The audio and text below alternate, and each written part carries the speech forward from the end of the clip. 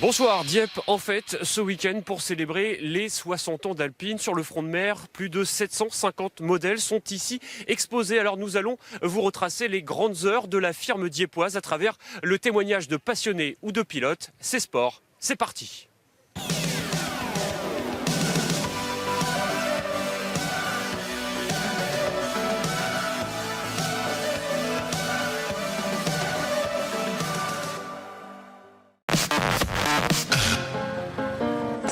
Il n'est pas peu fier, Jean-Pierre Limondin.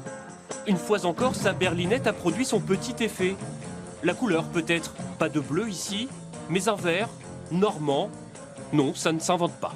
Je n'ai pas les archives pour savoir exactement combien il y en a eu de fêtes, mais enfin, c'était pas une teinte très répandue. Une coquetterie qui en cache une autre. Avec ses feux Alfa Romeo à l'arrière, 7 à 110, 1600 SX fut l'ultime berlinette sortie des chaînes de fabrication à l'usine de Dieppe. C'était en juillet 1977. On arrive à un total de 7176 voitures, et celle-ci, c'est donc la 7176e. Donc ça lui fait une particularité notable. C'était vraiment le symbole d'une page d'histoire qui se tournait, quand même. Son petit bolide de 95 chevaux, cet ancien ingénieur d'Alpine l'a vendu en 1979 pour le racheter 30 ans plus tard. Que voulez-vous ? On ne quitte pas aussi facilement une A110. Racée et légère, la berlinette c'est une certaine idée de la vitesse à la française. Bien plus qu'une voiture, un mythe.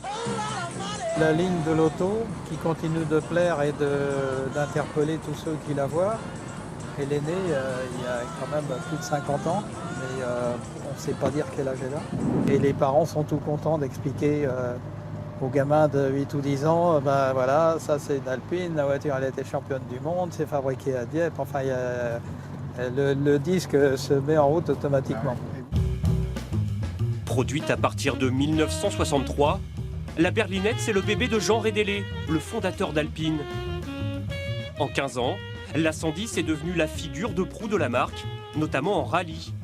1973 restant l'année de gloire avec la victoire en championnat du monde.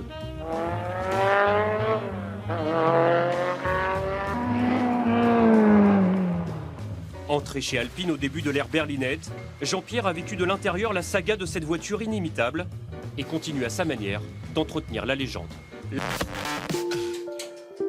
Son bureau est devenu un musée dédié au plus beau sacre d'Alpine. C'est en 1968 que l'histoire de cœur démarre entre la marque et Alain Serpaggi. C'est avec ma victoire au Nürburgring en 1973. Là, je suis devant avec Bernard Béguin qui est derrière, Jacques Lafitte. Recruté comme vendeur en mars 1968, il se retrouve seulement 6 mois après à disputer ses premiers 24 heures du Mans. Le point de départ d'une riche aventure avec la firme au A fléché. C'est plus une bande de copains entre les mécanos, les ingénieurs, le directeur Jacques Chinis, le directeur du team. Il y avait une ambiance extraordinaire, quoi. Il y avait une très bonne entente. Je pense que c'est pour ça que ça marche bien aussi d'ailleurs. La fierté aussi de piloter une voiture française gagnante. Vainqueur du Mans en 1969 à l'indice de performance, Alain Serpaggi contribuera à la renommée de la marque en compétition. En 1974, il devint même champion d'Europe au volant de l'A441. Alain Serpaggi, Gérard Larousse et Jean-Pierre Jabouille ont su exploiter l'exceptionnel rendement de ce moteur V6. Alpine, ou la passion qui vous colle à la peau.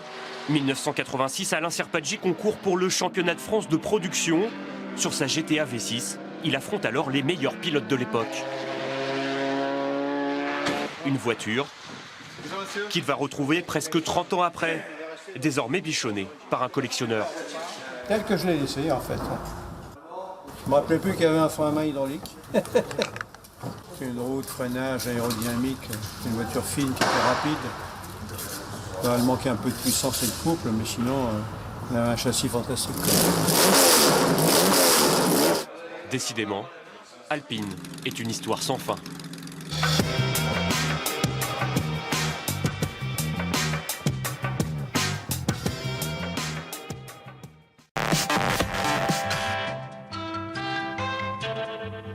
Dieppe, un port, une station balnéaire, mais aussi le berceau d'une voiture française dont les titres de gloire ne se comptent plus.